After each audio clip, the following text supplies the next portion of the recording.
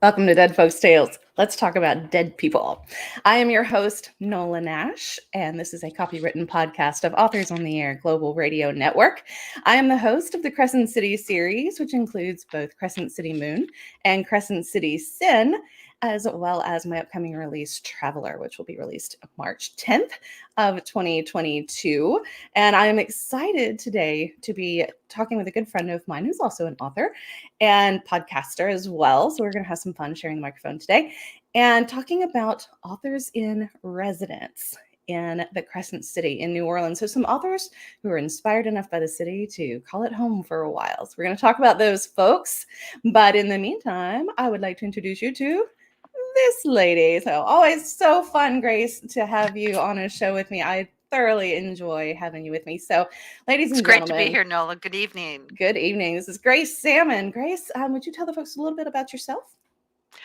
Well, I'm an author. I just started a new radio show called The Storytellers, so I'm very, very excited about that.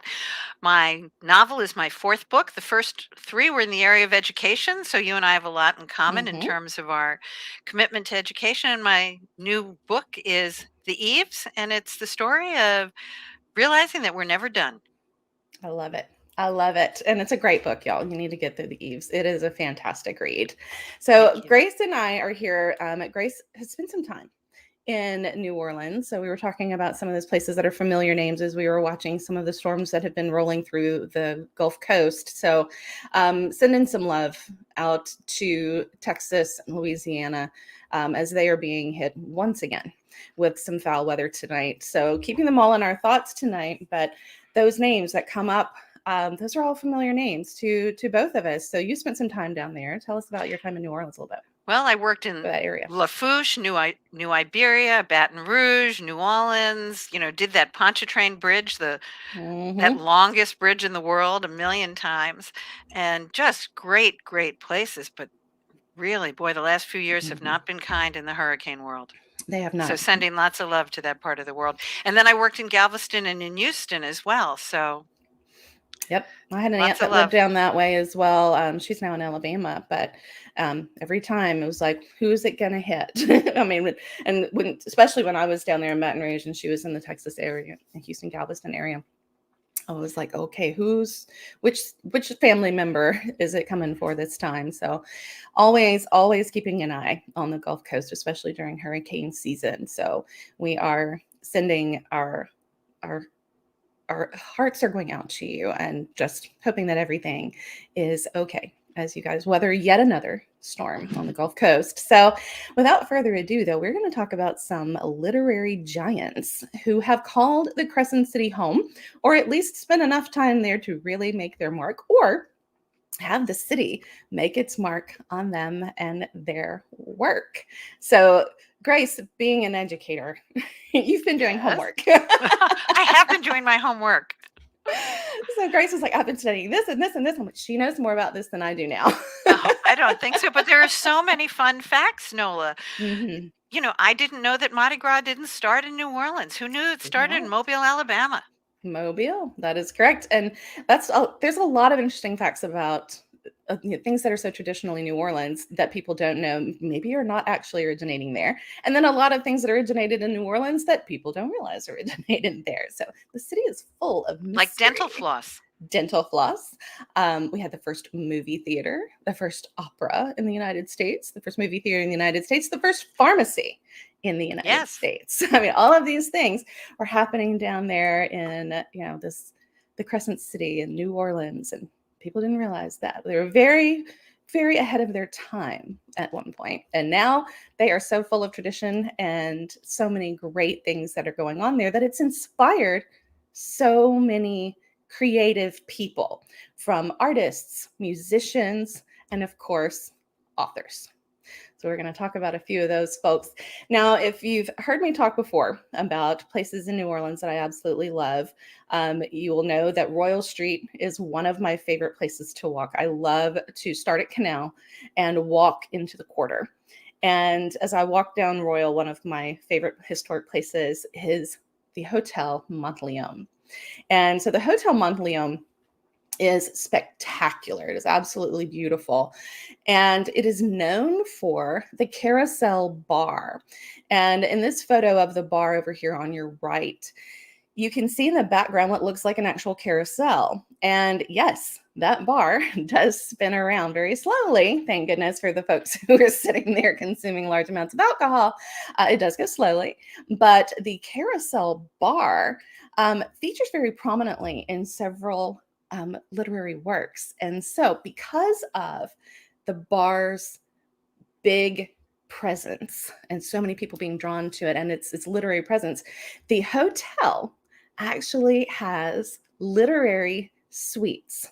So among their many luxury suites at Hotel Monteleone, some of them are specific to some of the literary giants that have either mentioned the hotel or the carousel in the hotel in their work, or who spent an awful lot of time there, and that hotel became very important to them.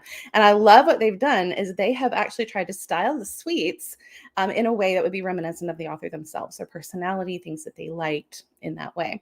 So the one we're going to start with is the Eudora Welty suite. Now, I love this too, that the Hotel Monteleone has been awarded the honor of Literary Landmark by Friends of Libraries USA. So here's a hotel known for its bar and its hauntings. That's actually a literary landmark. So Eudora Welty, she mentioned the hotel bar, of course, the Carousel Bar, in her short story, The Purple Hat. Now, this is just a little bit of the little corner of the Eudora Welty suite, but it is a luxury suite with all of the finest amenities in it. But I love the way this is decorated. I love the blue. It just doesn't it look so posh? Like you could Oh, just it's really lovely. I love the chandelier. I know, and it's stunning. And as we look at the other suites, you'll realize we're going to look at the Ernest Hemingway suite because he also mentioned the bar in a short story. So moving on to Ernest Hemingway, who spent some time here, notice that it's very, very posh in the same way, chandeliers and everything, but they have actually changed the interior a little bit. So all of these suites are unique. And so this is Hemingway's suite. And notice that there's the pictures of a little bit more of the kind of that kind of jungle feel, that the luxury of the lushness of the plants and everything in there, which kind of remind us of Ernest Hemingway and some of the things that he wrote about and just things that he liked. So the hotel bar was featured in his short story, The Night Before Battle. And so it's kind of appropriate there that his particular suite is located in the section of the hotel that was once occupied by Union troops. So that's kind of cool. I was really surprised to see how posh that was. I was at his place down in Key West, which is decidedly not posh quite No. at all. So that's a really interesting contrast. Obviously, it's an upscale hotel, Right. but I'm kind of surprised. Not surprised that he talked about the bar at all. No. That part we totally get, right? But that's a very, very posh place, although Mhm. I loved his place in Key West with all the cats.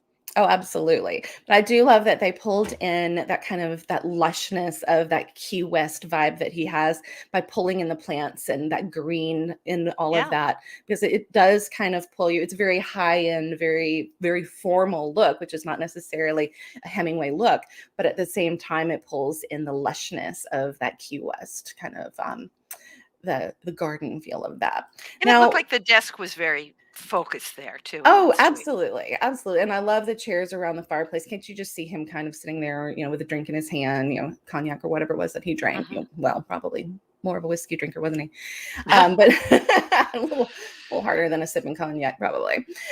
This is one of my favorite stories. I actually became a more of a Truman Capote fan because he was the inspiration for the character of Dill in To Kill a Mockingbird. And Harper Lee and Truman Capote kind of grew up together. And so Truman Capote, really more than his own work, it's because he inspired Dill. And I love that character in To Kill a Mockingbird. But Truman Capote has a suite as well at the Hotel Monteleone. And that's because he would love to tell the story that he was born in the hotel. Well, That's Truman great. Capote being Truman Capote, much like the character Dill, tended to stretch the truth just a wee bit. And Truman Capote was not born in the hotel. However, his mother was staying there when her water broke. And so they did get her transportation to Touro Hospital, where Truman Capote was indeed born. He was actually born at the hospital, but he was born in New Orleans. And so we have the Truman Capote suite, which of course kind of encompasses some of his style as well. So there's Truman Capote's. And we have another one And that's he actually, tried to be born in the hotel. he tried really hard. He tried really hard to be born in the hotel. And he decided, who only the hotel will tell the truth. I mean, he's just going to go tell the media he was born in the Hotel Monteleone. Right. And why not? What a great story. I would tell it if I could. Me too. So Faulkner is another one. We're going to talk about another Faulkner spot, and I'll let Grace tell you a little bit more about the other Faulkner spot when we get to it. But Faulkner loved New Orleans as well. And when he was receiving the French Legion of Honor Award, he stayed in the Hotel Monteleone in 1951. And so we have the Faulkner suite. And again, the style has changed just a little bit here to reflect the author himself. And so a bit more formal, a bit more sedate, and yet at the same time, those chairs that you just feel like you could sink down into. So I love the Faulkner suite as well. They're stunning. And our final one is the Tennessee Williams suite. Now, Tennessee Williams is kind of a big deal in New Orleans. He has the Tennessee Williams Literary Festival that goes on every year, and I would love to go in March. I'm really hoping that everything is good to go for that festival to be in person in March, and I really, really want to go. But one of the things they have that you can take a look at is the Tennessee Williams suite in the Hotel Monteleone, and he featured the hotel in his play, The Rose Tattoo. So there is Tennessee Williams. And again, way more posh and formal than what we know of some of the other places that Tennessee Williams actually lived in New Orleans. And we'll see a couple of those here. So which suite would you want to stay in, Nola? I think, honestly, the Eudora Welty. I agree. Love the Eudora Welty suite. And I think my second one is probably the Hemingway suite. I just love that soft green. And I mean, it was really, really pretty. But Eudora Welty, I don't know. There's just something about that suite that just calls me. I love it. I really do. What about you? Well, I agree with you entirely. We'll book those rooms and then we'll switch back and forth, okay? I think that'd be great. Yeah, we'll book 2 nights. We'll trade halfway. There we go. I think that's an excellent plan. Totally down with that. And we'll have to go for the Tennessee Williams Festival. And then we'll book the rooms. So Tennessee Williams, now that was the Tennessee Williams suite, all posh and luscious. But here are 2 of the places that he lived, and I have one more for you. So he lived at 632 and a half St. Peter. And this is where he wrote Streetcar Named Desire. And it is said that he loved this apartment on St. Peter because he could actually hear the bells for the streetcar that ran down Royal Street at the time. And so it was the streetcar bells that inspired, of course, the Streetcar Named Desire. And during the Tennessee Williams Festival, you can line up with a bunch of folks that are at the festival, and they have a Stella shouting contest. So you can stand here in front of this house and yell Stella at the top of your lungs, which is so fun. And I want to go do that really bad. I really want to do that.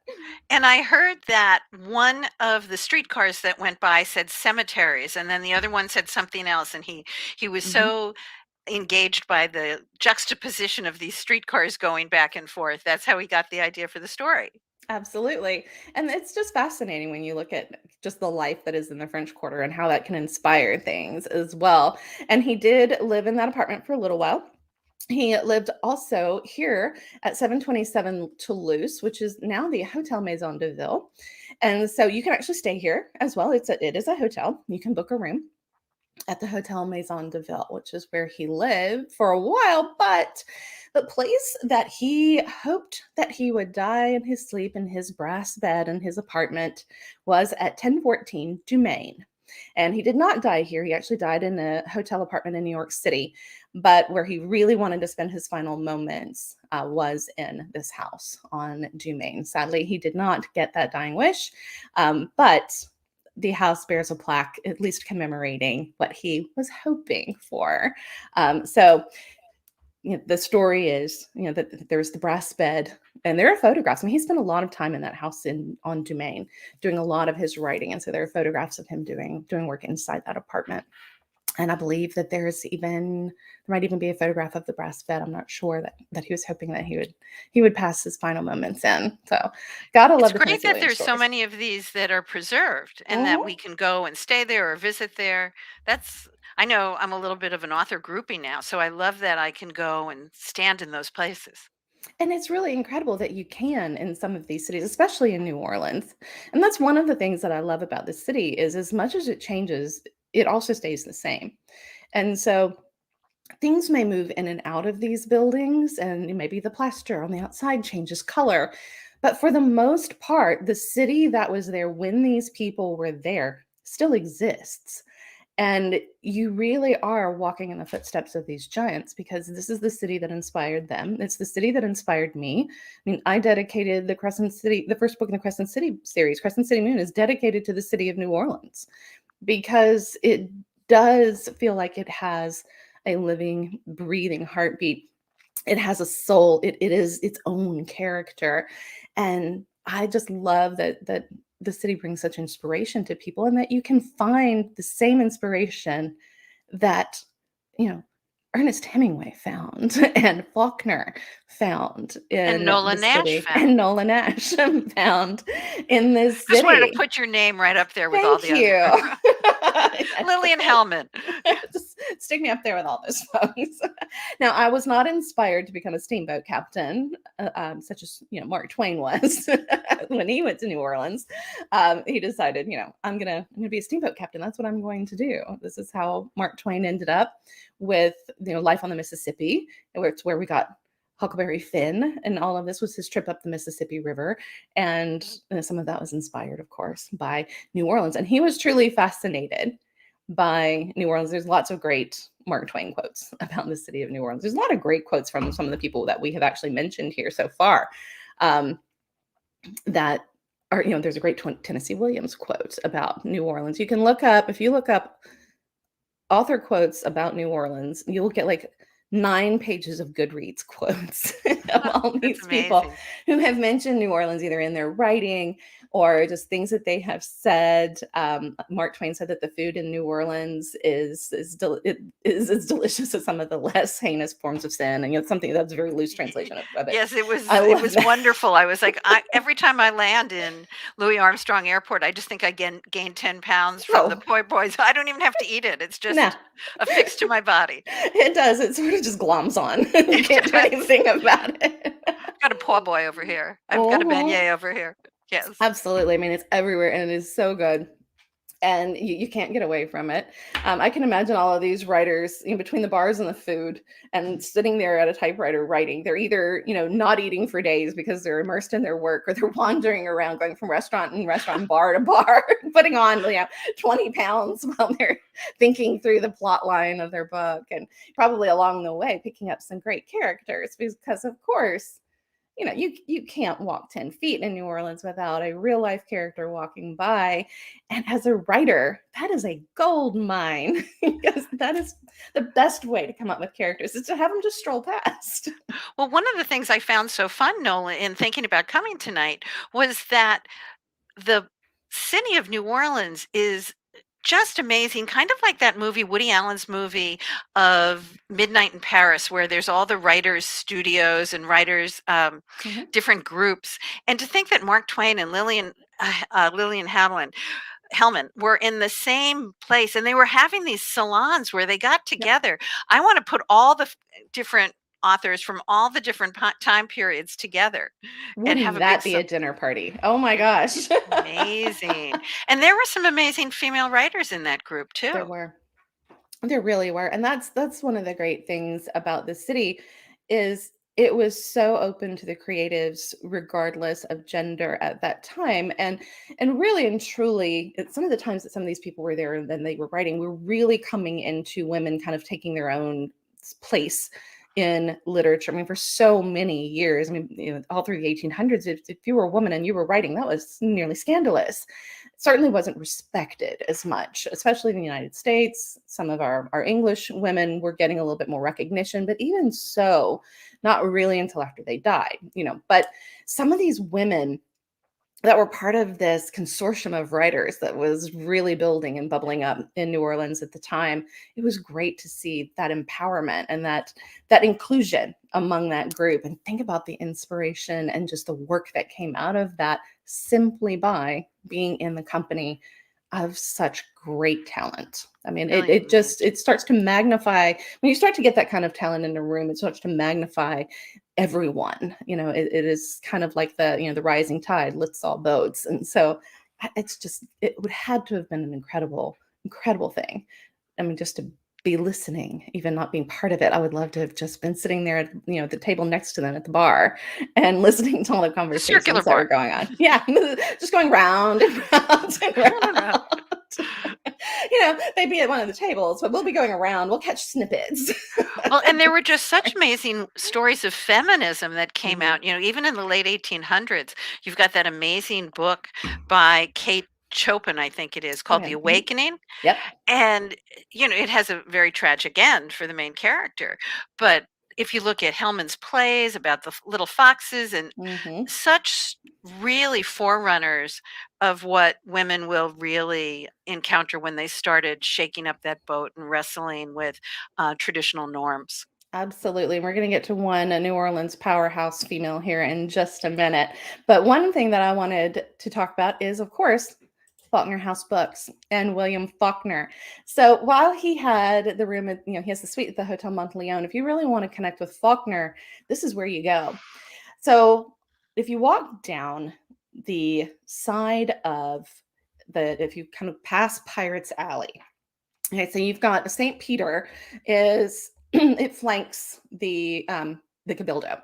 So if you walk down St. Peter and you cross Pirates Alley and you hang a left, like you've run into the cathedral wall, and then you hang a left, you're immediately going to come to this tiny little hole in the wall with these beautiful little doors and this arched doorway, and it is Faulkner House Books.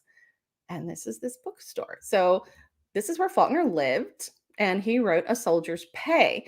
Now, there was an interesting fact about Faulkner and Soldier's Pay. This was not his first book, and it was not a successful book. Well, my favorite part about the fact that his house is now a bookstore is just sweet enough. But I love that it's off of Pirates Alley, right? So it brings that whole New Orleans thing together. It's right, because the pirates helped win the war, and I just love that it's on Pirates Alley. But I also love that Faulkner, who is so well known for, Sound and the Fury and Here I Lay Dying and all these amazing books, those were books that he wrote and were totally unsuccessful until, what was it, Nola, his sixth book that started getting a little traction. Yep. And now nobody remembers the name of that book. It's his earlier books. Exactly. So that was always that's a great inspiration for me to just say, keep writing. Yes. Your later books will sell your earlier books. Exactly. And, it could be because those were a little dark, but, it is kind of that testament to tenacity on his part. Now, Faulkner being next to Pirates Alley, probably no coincidence in that he was a little bit of a troublemaker in the city as well. So we think about Faulkner being a little stuffy. We had to read As I Lay Dying and, in high school or whatever. And, I don't want to have to read Faulkner. I love Faulkner, by the way. I'm one of those.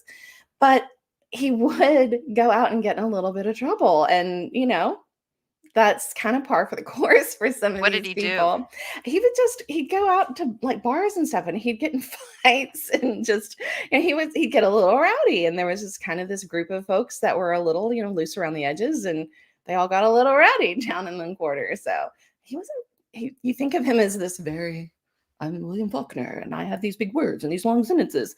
And William Faulkner was out causing trouble in the French Quarter too. That's true. All those pictures we see of him, he's just very, very sedate. Yes, very stern, very, very all about writing and words and intellectualism. but later tonight, I'm going to go out. I'm going to be in the circular bar. Yes, absolutely. So I love Faulkner House books. If you get a chance to stop in, it is like a 2-room bookstore. It is tiny, and they have a great selection of books. They're very carefully curated, and just what a great way to connect with the great literary figures is to kind of be in that place where he was.